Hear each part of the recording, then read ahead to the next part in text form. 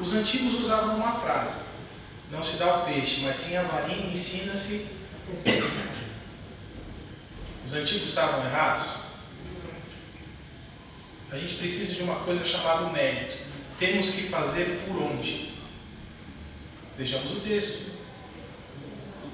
Deus disse: não poderia tocá-los pessoalmente por meio de prodígios evidentes, ou seja, provar isso rápido, perante os quais mais puro incrédulo teria de curvar-se? Sem dúvida. Deus podia provar isso fácil. Porém, isso não se dá. Por quê? O que acontece? A gente precisa de algo chamado mérito. A gente tem que ter mérito das coisas. Se não tem o mérito, a gente tem que se esforçar. Beleza? Então as coisas não vão ser fáceis. Também não vão ser difíceis. Porque nesse meio tempo a gente vai treinando as coisas. Tudo bem? Estamos chegando mais gente. A gente vai abrir essa discussão aqui, tá?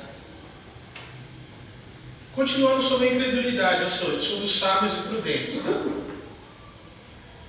Então, se os sábios e prudentes recusam a reconhecer a verdade, é porque seu espírito ainda não está maduro para compreender, nem o seu coração para sentir.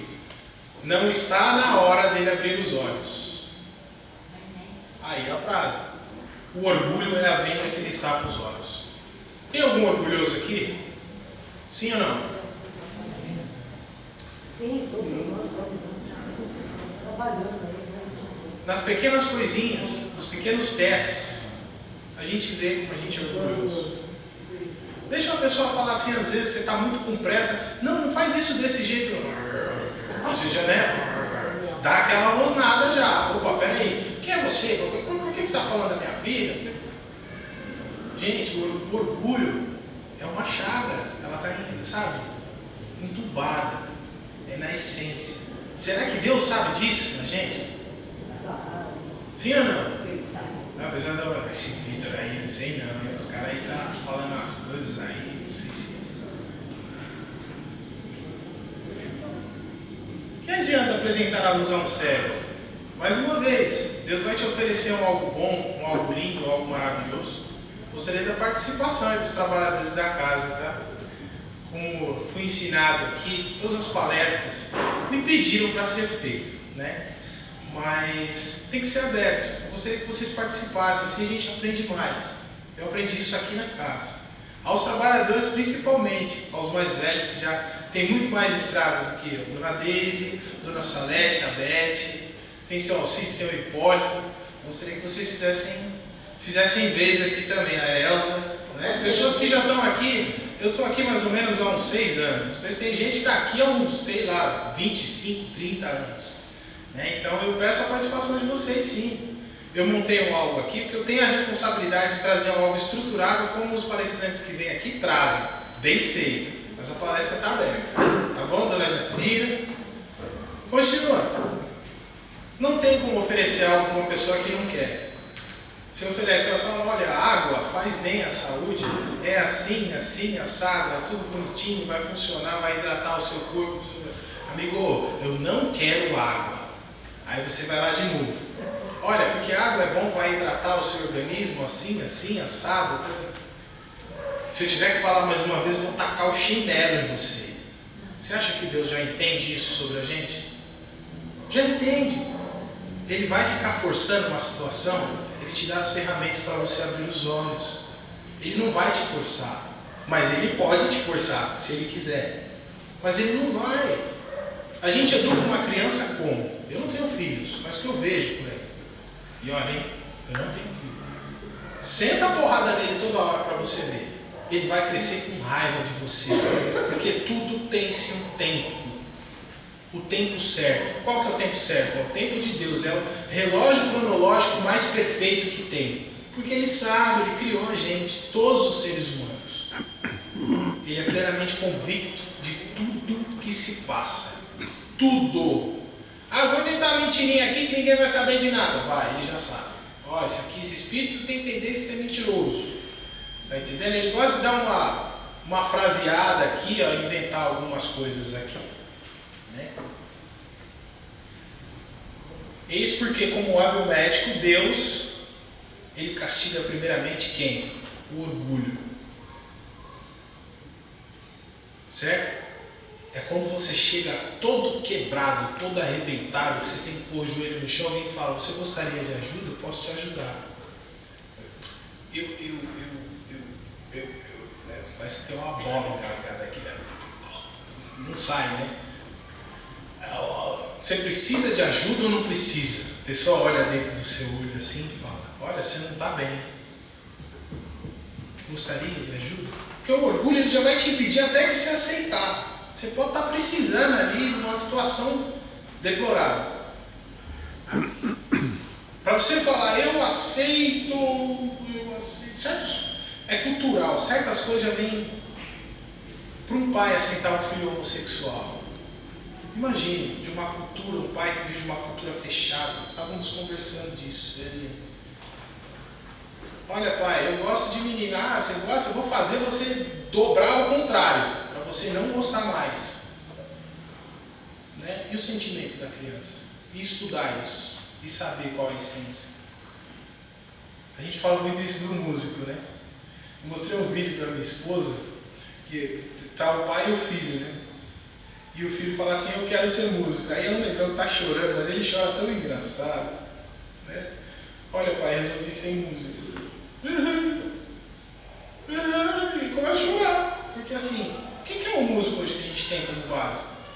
O músico é o cara que está na festa, que bebe, que fuma, que usa droga, não é isso? O pai já remete, como um defensor de essência, ele já remete direto a isso.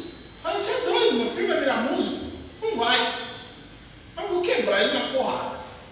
Não vai. Filho, não, mas você não vai virar músico, vai virar engenheiro. Mas você não sabe o que Deus preparou para aquele espírito. A gente não tem a mínima noção do que se trata. A gente acha que sabe tudo. Mas eu respeito os pais. Muitos pais. Muitas das vezes o sentimento não é esse. Eu estou preocupado com meu filho. Principalmente mãe. Mãe, se puder colocar o filho dentro do ventre, com 40 anos ela vai fazer isso. Filho, você vai ficar aqui, porque aqui está quente, a mãe está comendo, ela vai dar um jeito de comer. Está entendendo?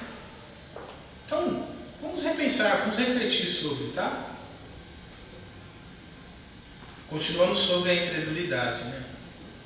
Aqui a gente está falando, basicamente, a gente tem ali um conjuntinho de ovelhas. Quando uma se desgarra, certo? Como que Deus age? Ele vai atrás daquela ovelhinha desgarrada, não vai? Então a gente vai tirar as ovelhas. Vamos pensar naquele filho que dá um trabalho danado. Aquele que usa droga, aquele que bebe, drogas lícitas e não lícitas. Certo? Você acha que Deus vai se preocupar com aquele que está indo ali, está orando, está ajudando o próximo? Aprendi isso na casa. Ele vai atrás, sabe de quem? Aquele que está dando problema, porque é aquele que precisa de ajuda. Eu não vim para os sãos, mas sim para os enfermos. Jesus de Nazaré. Não é isso mesmo? Então, basicamente, está dizendo isso. Deus não abandona os seus filhos perdidos, pois sabe que cedo ou tarde seus olhos abrirão. É o tempo de todo mundo, não é o tempo daquele espírito, ele tem que vivenciar aquilo. Mas quer que eu faça de vontade própria, e então, vencidos pelos tormentos da incredulidade, atingir-se-ão por si mesmo com seus braços, e como filho pródigo lhe pedirão perdão. Tem uma parábola do filho pródigo. Estou fazendo um cálculo aqui, mas acho que vai extravasar um pouquinho só. Para passar o horário, ter o horário para terminar. Passar um pouquinho, tá bom? Ver se eu consigo colocar aqui para vocês.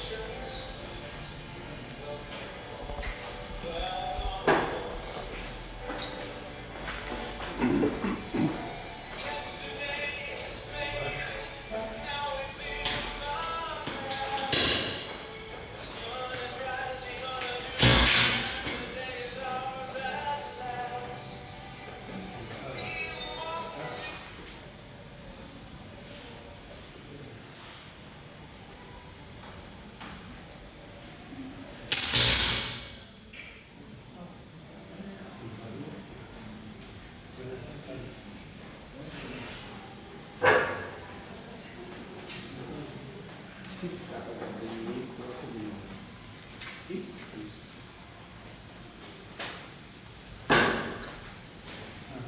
de fome.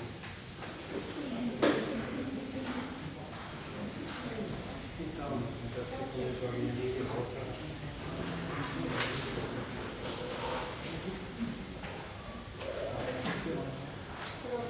Eu vou entrar.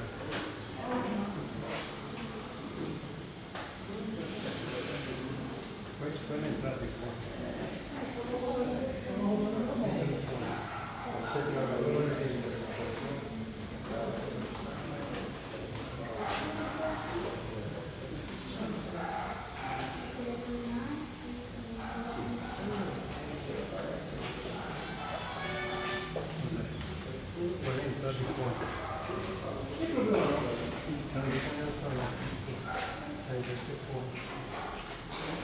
Sem problemas.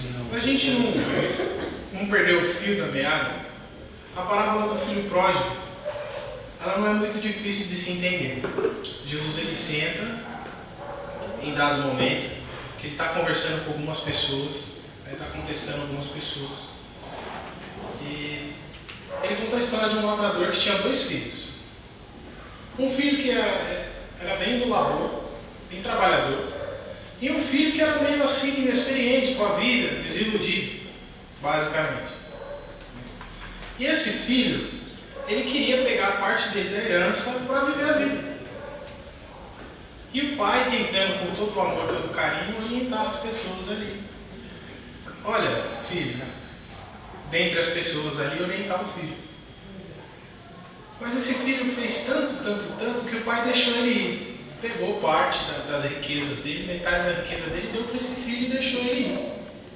Então esse filho foi até a cidade grande para tentar sorte como investidor, emprestar dinheiro para as pessoas. Resumindo a história, o que vocês acham que aconteceu com esse filho que, mesmo o pai avisando, na hora que esse filho partiu, aquele pai sábio pediu a Deus: Deus, cuida do meu filho, traz ele de volta inteiro para mim. Não tem problema não, tá, Zé? É bom que a gente vai conseguir respeitar o horário, ninguém vai ficar bravo comigo. Né? Então esse filho foi, com aquele pedido do pai, que ele voltasse inteiro. Simplesmente ele perdeu tudo, gastou tudo de forma errada, né? E chegou assim a uma situação lastimável. Voltou novamente para o pai, pediu para o pai pelo menos arrumar um emprego como servo. Depois que ele fez toda aquela jornada, ele voltou maltrapilho, com roupa suja, né? Voltou assim, comeu lavagem, né? O videozinho ele deixa isso bem claro, né? Encontrou uma pessoa no meio do caminho da volta que ofereceu um serviço para ele lavar lá o curral lá, dos porcos lá, o chiqueiro. E ele vendo aquilo, estava muitos dias sem comer, comeu aquela sujeira, né? Ou seja, chegou ao fundo, que a gente fala popularmente, no fundo do poço. Resumo da história, é assim que Deus age com a gente. Infelizmente, se você quer comer a lavagem, é o seu tempo, vai lá. Infelizmente, quando a gente ama muito, a gente sofre. Eu converso muito isso com a dona Deise. A gente sofre, porque quando a gente ama demais, a gente sofre. Mas a gente não pode interpelar o caminho. Ele tem que ir nas trevas, ele tem que sentir a treva. É assim que Deus faz com a gente. Deus não é ruim, tá, gente? Deus ele não te empurra para as trevas, você se empurra para as trevas. Chega um monte de gente para te avisar. Não faça isso, não faça aquilo, não faça aquilo outro. Muitas das vezes a gente entra por aqui e sai por aqui. Não é assim mesmo? Sim ou não? Prometi que não ia ficar falando a torta direita aqui, mas não tem jeito, né? Quem é falador mesmo. Eu tentei, né? Não ficar só falando, ia trazer um videozinho, mas a gente começa a falar, se empolga, né? Fazer uma melhor gestão do tempo.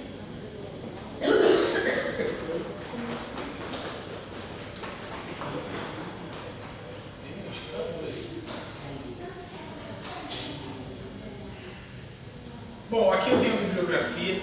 Nossa palestra foi basicamente essa. Tá bom? Vou deixar um espaço aberto aqui. Eu sei que até às 9h15 vou deixar um espaço aberto para a gente poder debater. Né? Tem ensinamentos aí, Sr. Roberto, Hipólito, Dona Deise.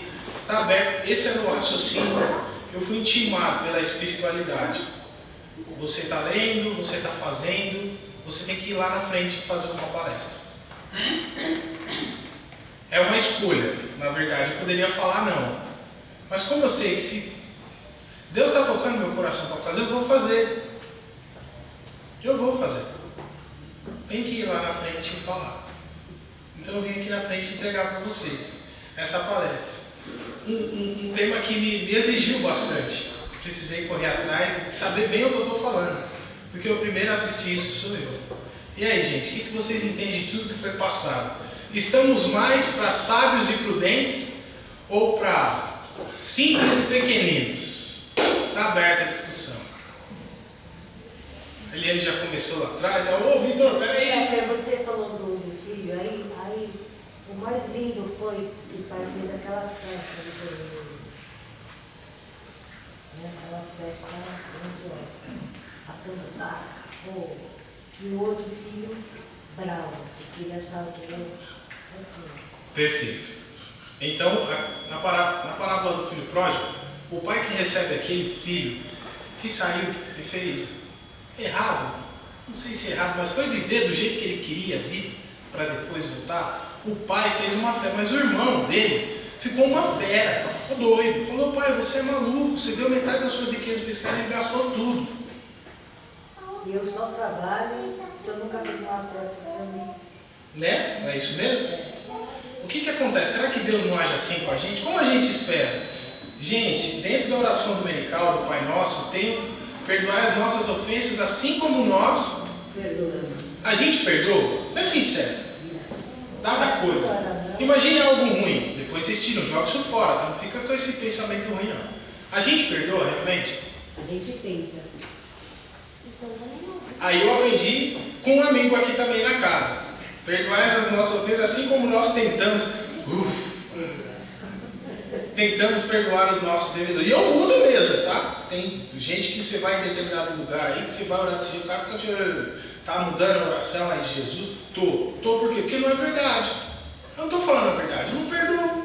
Hoje já melhorou um pouquinho, né? A gente vai aprendendo que sem perdão a coisa fica meio feia, né? Fica ruim pra gente, vai por dentro, vai estourando tudo. Então, e aí, Robertão? O que você me diz?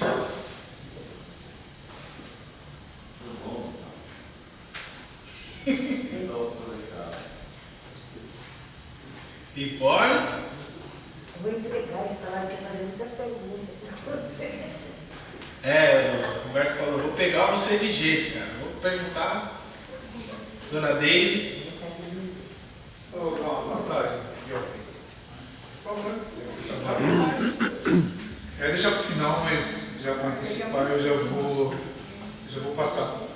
Ontem eu tive que ir fazer uma visita, né, para uma senhora que foi mãe de um aluno meu. Foi porque ele acabou desencarnando há 2 anos atrás. Nós chegamos a fazer o tratamento dele aqui, né? E eu tenho uma amiga chamada Edione. E muitas vezes as pessoas vêm na casa espírita para saber, né, o que vai acontecer com o outro. E aí no dia ela pediu para que eu perguntasse para a dona Deise se esse meu aluno ia conseguir sobreviver ou não, né? Claro que não foi a dona Deise que respondeu, mas a espiritualidade ele falou o seguinte, que a escolha do rapaz foi vir cumprir aquele período, que ele ia ter uma melhora e que ele, infelizmente, teria que ir. E aí eu perguntei para a Edione se ela estava pronta para ouvir o que eu ouvi da dona Deise, né? E ela falou que sim. Ingenuamente eu falei para ela. E aí óbvio que ela não estava preparada, né? Então ela ficou muito triste com a resposta. 1 mês depois, o menino teve uma melhora assim significativa. Então a família toda comemorou que o menino havia se curado e que ele iria sair do AC Camargo sem problema nenhum.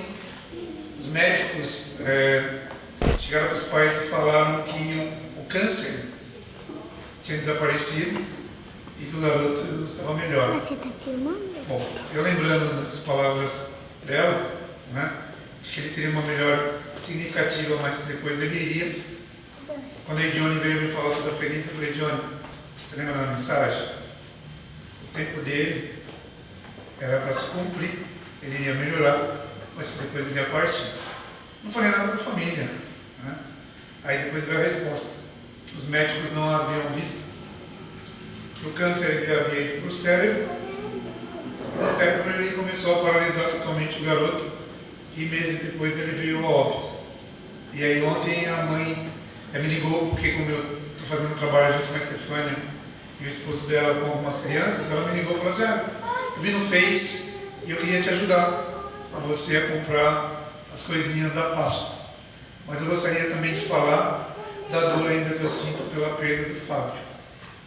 Como é que eu, mãe, faço para tirar essa dor? Que é exatamente o que o Vitor falou, né? O que uma mãe não faria pelo filho? Ela falou para mim assim: a dor ainda é tanta que se eu pudesse dar minha vida no lugar dele, uma criança de 14 anos, eu daria. Eu cheguei para ela e falei assim: a Páscoa está aí. Se a gente se apegar à história do Cristo, a gente não duvida de nada. A gente não duvidaria de nada. Tudo só acontece no tempo certo, né? Então foi assim que eu terminei a fala com ela ontem. Nada vem antes, nada vem depois. Vem tudo no tempo de Deus, né? Então era assim que eu gostaria de estar fechando, né? Até a frase da lousa. Nós temos o dia de amanhã para repensar. Da mesma forma que o Vitor falou que nós estamos aqui aprendendo, hoje eu acordei de manhã e eu tenho as notas para entregar essa semana. Eu olhei para meus filhos e falei assim: acho que eu vou ficar hoje em casa, não vou para o centro, que aí eu fecho as notas. Aí fui deitar, levantei, aí o Vitor tinha ido para o shopping com a minha esposa e a Isabela estava em casa. Eu comecei a tomar banho, coloquei a roupa, a Isabela olhou para mim e falou assim: você falou que você não ia. Aí o Vitor acabou de chegar, falou assim: você vai para o centro? Você falou que você não ia. Eu falei: então, às vezes a vontade não é nossa. Quando o coração toca e diz, vai, não questione. O propósito é dele e não nosso. Quer aplauso ou não? Gente, você ia falar algo. A senhora ia falar algo. O que a senhora ia falar? Isso. Nesse sentido aí, muitas coisas para falar, mas eu vejo novas pessoas. Sim. Você fala que Deus, né, conhece o filho dele, ele conhece o amanhã do filho dele, o que nós não enxergamos. O amanhã daquela criança que é problemática, nós não sabemos as escolhas dele, nós temos dificuldades para entender. Né? Isso se passa com as mães. As mães são assim.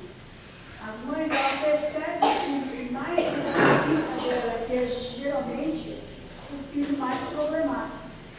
Então ela fica mais próxima daquela criança, daquele filho. Aí até por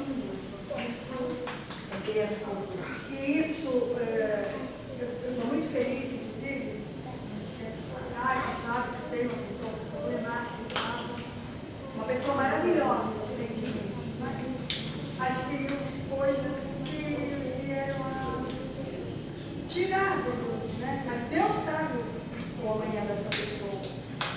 Toda vez que ela voltava para casa, eu não conseguia, como você disse, que a gente tenta, olha, isso não, aquilo sim, isso aqui acontece por aquele motivo, tudo, tenta mostrar.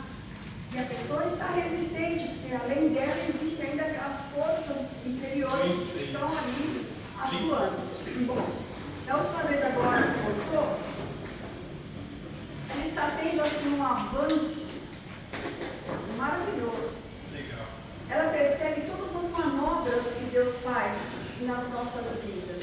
Tem coisas que nem eu percebi, ela tem mais uma manobra, olha, ela está percebendo. Então agora está chegando a hora dela. Graças a Deus. Agora ela está percebendo e eu não estou precisando dizer nada. Porque é agora que ela está começando, como dizer assim, caindo a ficha. O que deve ser, o que não deve ser, como conduzir.